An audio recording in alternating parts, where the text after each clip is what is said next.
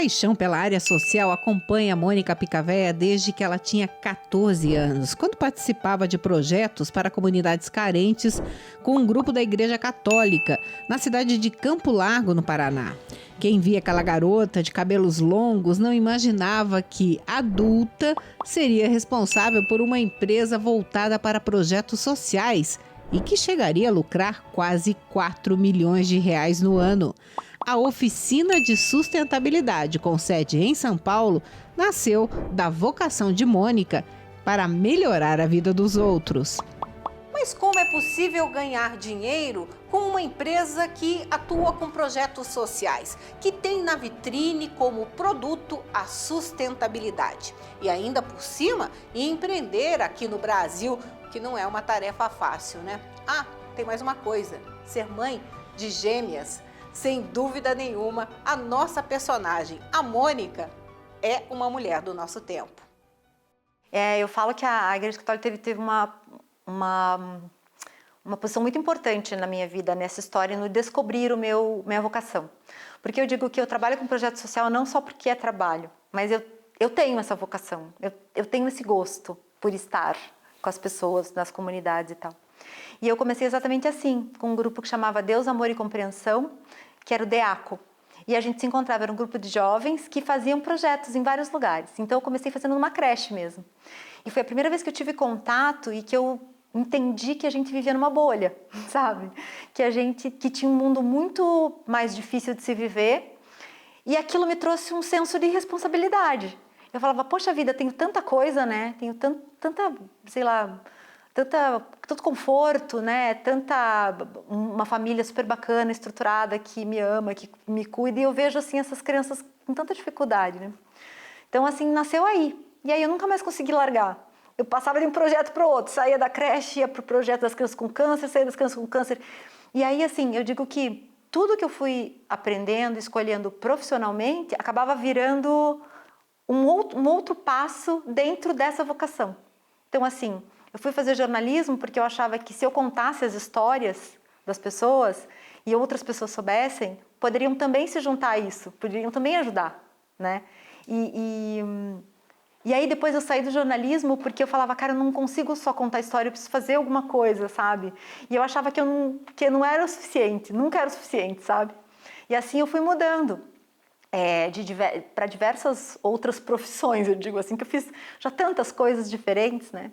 E eu acho que todas elas acabaram me trazendo, como eu posso dizer, me trazendo coisas novas, importantes para eu poder servir mesmo. A gente vem dessa coisa, né? Que o trabalho social, ele é uma coisa que você não pode ganhar dinheiro com ele, né? A gente vem dessa crença, é uma crença que a gente tem. Eu tinha também, sabe? Eu achava que trabalho social não tinha que ganhar dinheiro, tinha que ser meu trabalho voluntário, né?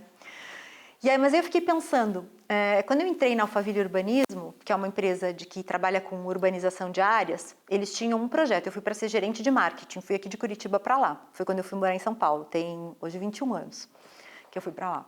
Então, meu primeiro projeto, eu era do marketing ainda, da fundação foi esse, eu fui na comunidade do entorno de um empreendimento que a gente ia lançar e falei para eles, não venda o seu terreno, ou espere para vender.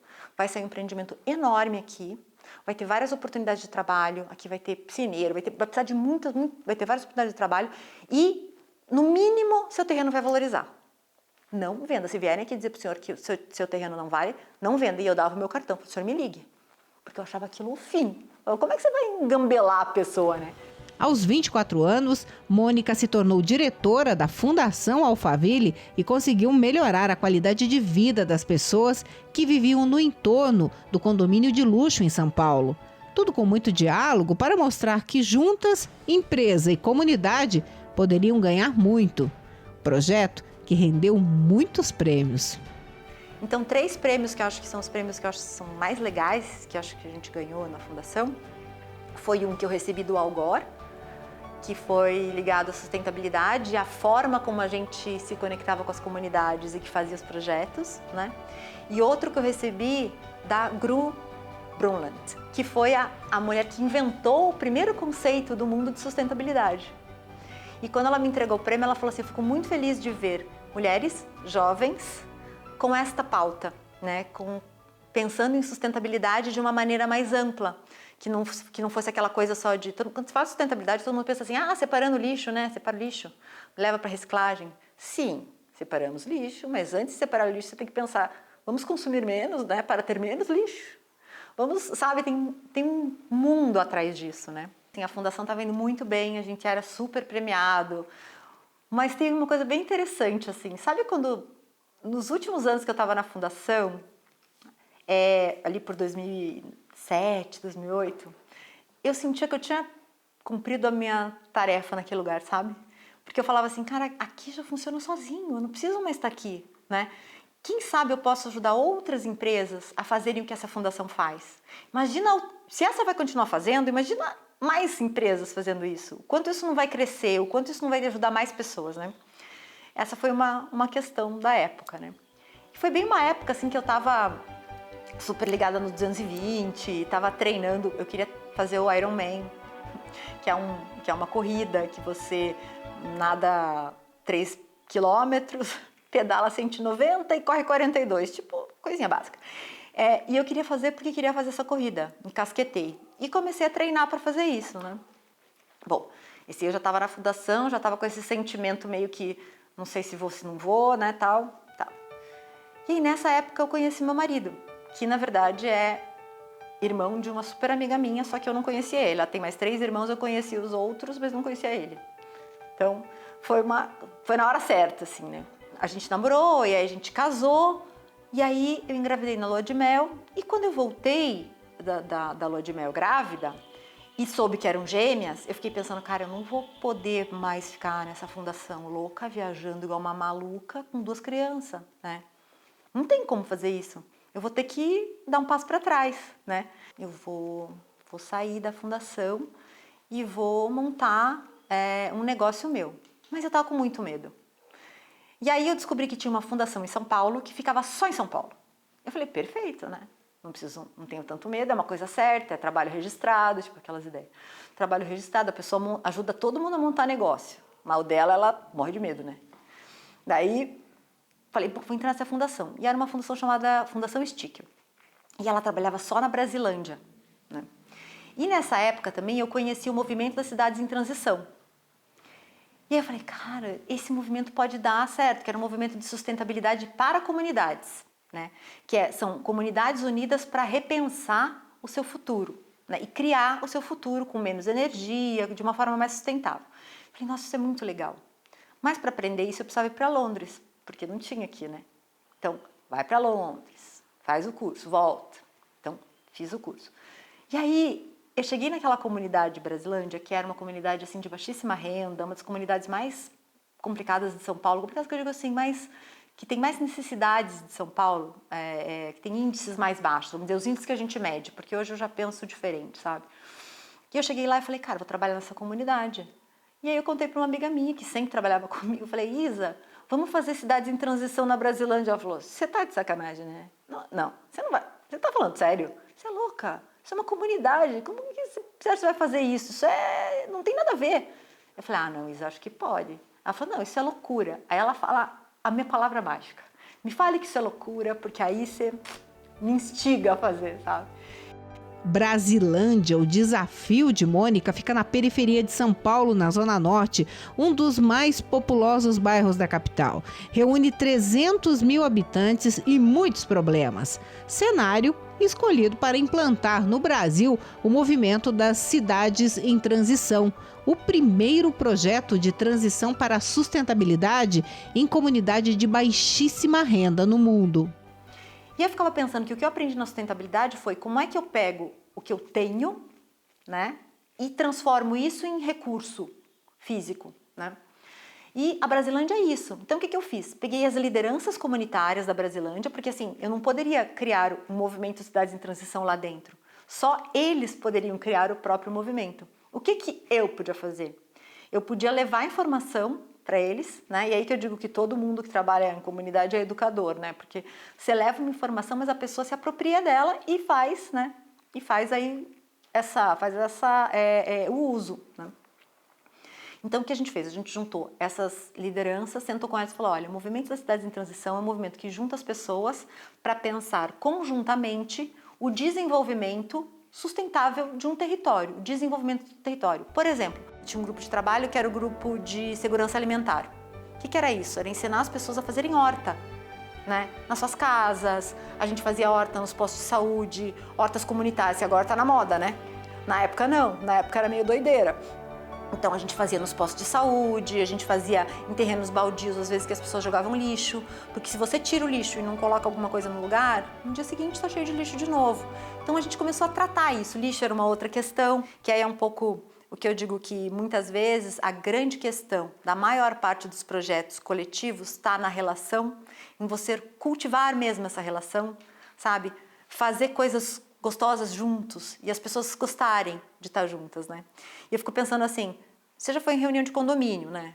Gente, ninguém quer ir na reunião de condomínio, porque o povo lá só vai para reclamar. Será que esse é o fórum, né? E o que a gente fazia? A gente saía dessa reclamação. A gente procurava sempre o que a gente pode fazer para resolver, o que a gente pode fazer para solucionar. E isso dava poder, né? Isso empodera. Quando a gente consegue resolver as coisas, a gente fica mais empoderado, né? E no movimento das cidades em transição tem uma coisa legal também, que eles dizem assim, comece por coisas pequenas, porque é que nem musculação. Ninguém começa levantando 90 quilos. Você começa levantando 10, daí se fortalece, levanta 20, levanta 30, levanta 40, até que você está levantando 90, né? Só que você não começa levantando 90. Então, e é isso, e aí o grupo também se aprofunda, né? As pessoas vão se aprofundando, que é um pouco o que eu digo assim, relação para se aprofundar precisa de conflito. Tem que ter algum atrito, porque senão as pessoas não se posicionam e fica fácil ir embora, né? Então, quando você tem um grupo, você aprende muito, eu acho, assim, junto. E isso faz com que as pessoas fiquem juntas. Então, isso aí foi um super case, porque tinha muita coisa sendo feita, né? Depois desse processo da Brasilândia, que eu estava nessa fundação, eu falei que eu queria montar a minha empresa, porque eu também me senti empoderada, sabe? Eu senti essa força, assim, né? Que acho que veio da possibilidade de fazer uma coisa que todo mundo pensava que era impossível, que é fazer a comunidade ser mais sustentável do que qualquer outro lugar, né? E de ser uma coisa internacional, e as pessoas chamarem para dar palestra, eu fui para fora do Brasil apresentar o caso, enfim. Aquilo me deu uma força, sabe? Eu falei, puxa vida, se eu posso fazer isso nessa comunidade, por que eu não posso fazer em outros lugares, né? E as comunidades continuarem andando. Foi nesse momento, assim, que eu acho que caiu a ficha que eu estava na minha hora de empreender, né? E é aquele medo, porque você ajuda todo mundo a montar, mas a hora que é o seu, né, eu falo, ai... E o meu marido me ajudou muito nisso, porque ele tem empresa e ele nunca trabalhou para ninguém, sempre foi empresa dele. Ele começou como office boy, depois foi crescendo dentro da empresa do pai, até chegar à diretoria, né? Foi crescendo dentro. E ele fala assim, eu não sei como você consegue ter patrão, porque isso não faz sentido, sabe? Ele fala, mas e você ser dono do seu tempo e tal, e tal. Eu falei, mas eu ainda tenho um pouco de receio. Ele falou, então faz assim, durante o próximo ano, você não vai pagar nada, nenhuma conta da casa, nada, nada, nada. Então, se você ganhar nada no mês, tá valendo. Foi aí que eu tive coragem de ir. Falei, bom, já que eu não preciso mesmo, então, se eu não ganhar nada, tá tudo bem, então tá tudo bem, né? E aí eu montei a Oficina da Sustentabilidade, com esse sentido, assim, de ajudar as empresas, né? No caso da Alphaville foi o que eu fiz, e as comunidades a se conectarem e criarem projetos conjuntos, né? E esse movimento das cidades em transição, que para mim era um jeito de fazer. E aí começou a oficina.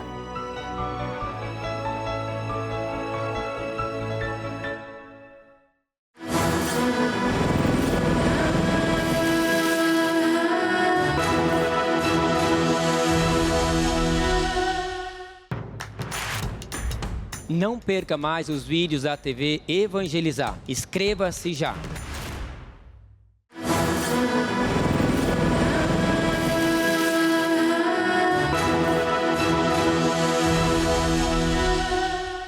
Criada em 2011, a Oficina da Sustentabilidade nasceu com o propósito de trilhar caminhos para empresas que desejam ser não as melhores do mundo, mas as melhores para o mundo.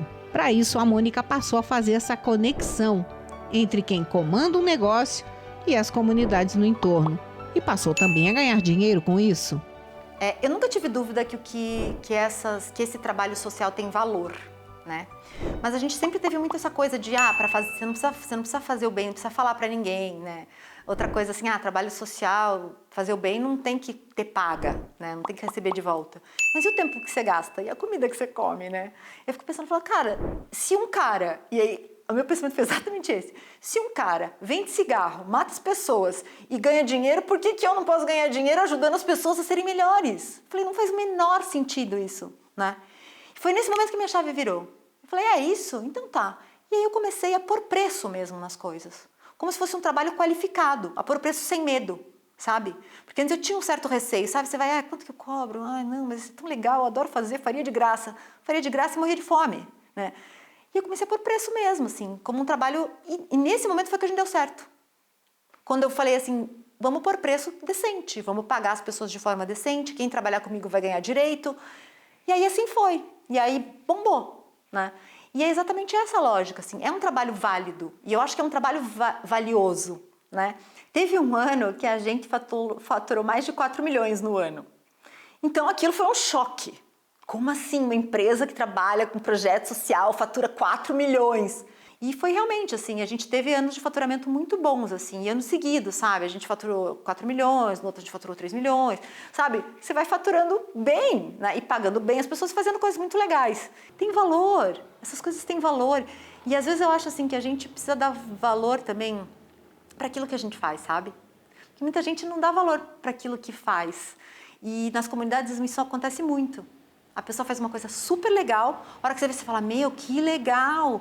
E a pessoa não dá valor. Tipo, ela te vende por R$3, R$4. Eu sou a pessoa que vai chegar lá e falar, não, amigo, você não vai vender isso aqui por R$3. Quanto você gastou de lã? Quanto você gastou de agulha? Quanto tempo você levou? Quanto você gostaria de ganhar? Vamos fazer essa conta? Nossa, eu vendia tão barato. Eu falei, irmão, você vende muito barato, sabe? E a primeira pessoa que tem que valorizar é você, né?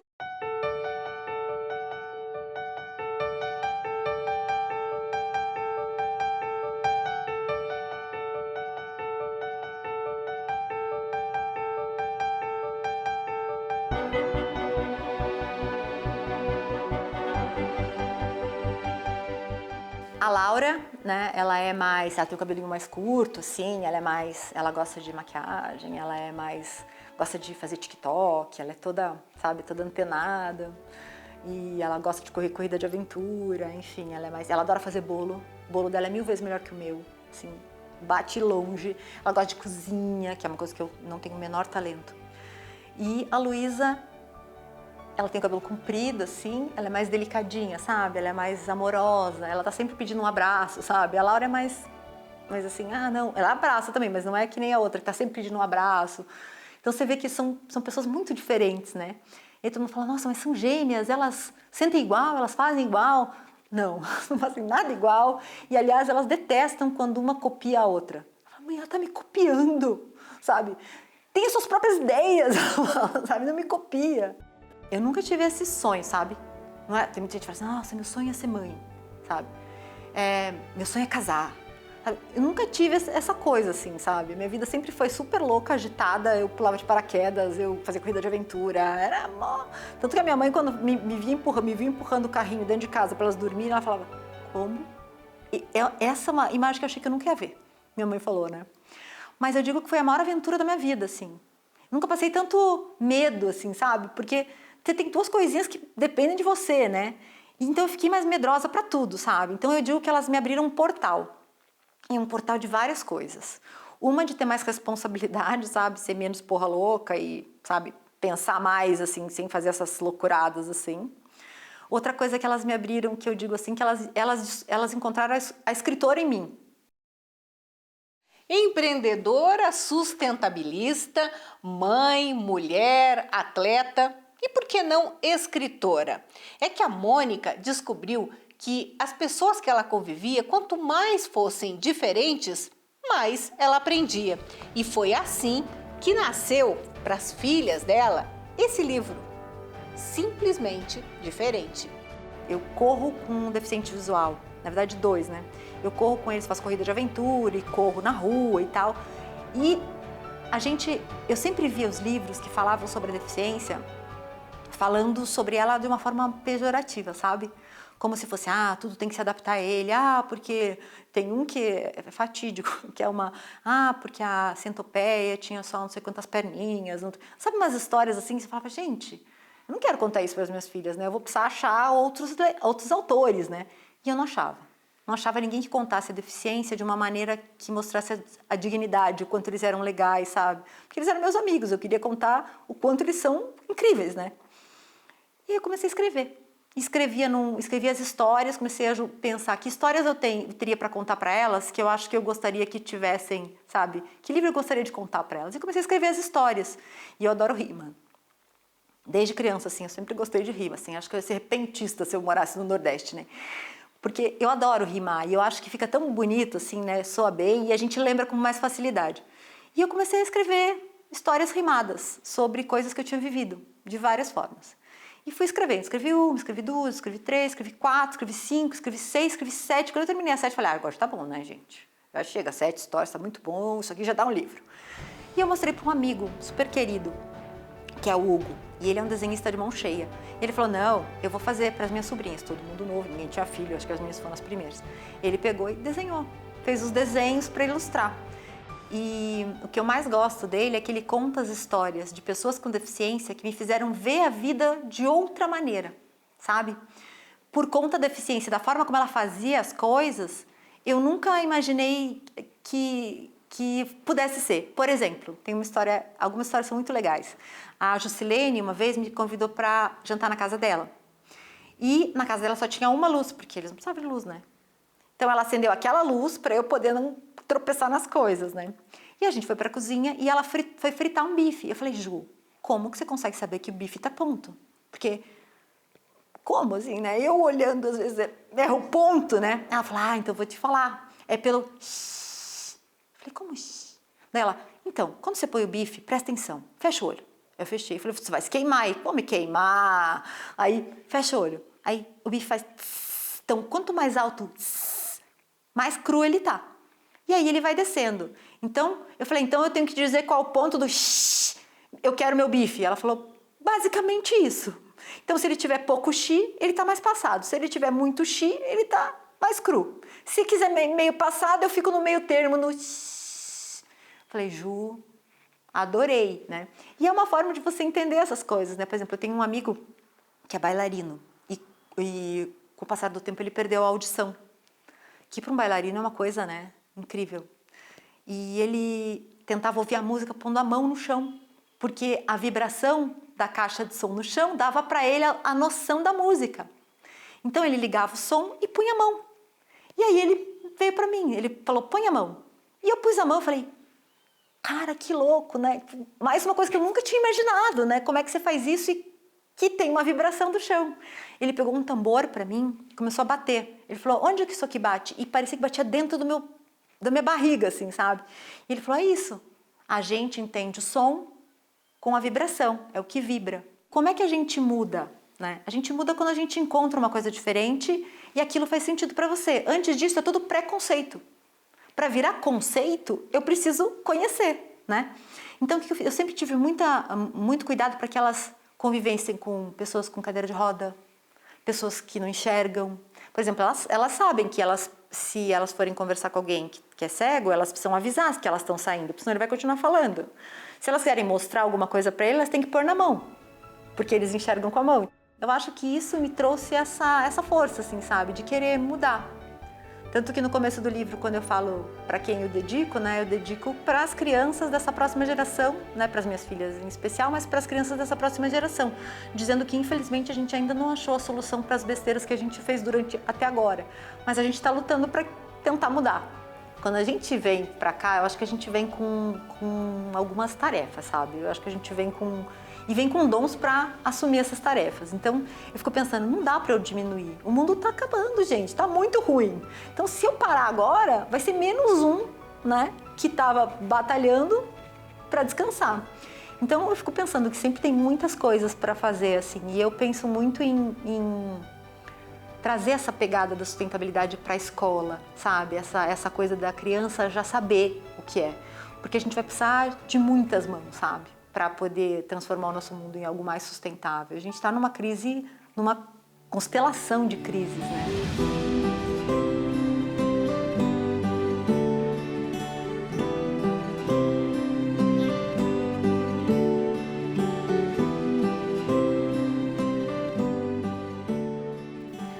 mulher do nosso tempo são muitas mulheres, são mulheres que aprenderam a dar valor a si mesmas, que encontraram o seu caminho naquilo que elas gostam de fazer, são mulheres que querem transformar, né, o mundo, são mulheres que têm, que sabem, né, do seu valor, do seu poder para a transformação e que sabem da sua individualidade, que não precisam mais se moldar a estereótipos ou o que os outros acham que elas são, né? O que eu vejo principalmente assim, quando você vai para uma comunidade, a maioria dos projetos transformadores são das mulheres. É muito incrível, não é puxando a sardinha, né? Nem sendo feminista, nem nada disso, mas é isso que eu vejo, sabe? As mulheres, elas querem essa transformação. E eu vejo muito que a gente precisa, para transformar o mundo num lugar melhor, a gente precisa dessa energia do lar. Então eu acho que a mulher do nosso tempo é a mulher que sabe que pode ter todos os seus lados, sem precisar esconder nenhum deles. Todos eles são lindos e todos eles fazem sentido no momento que a gente está vivendo.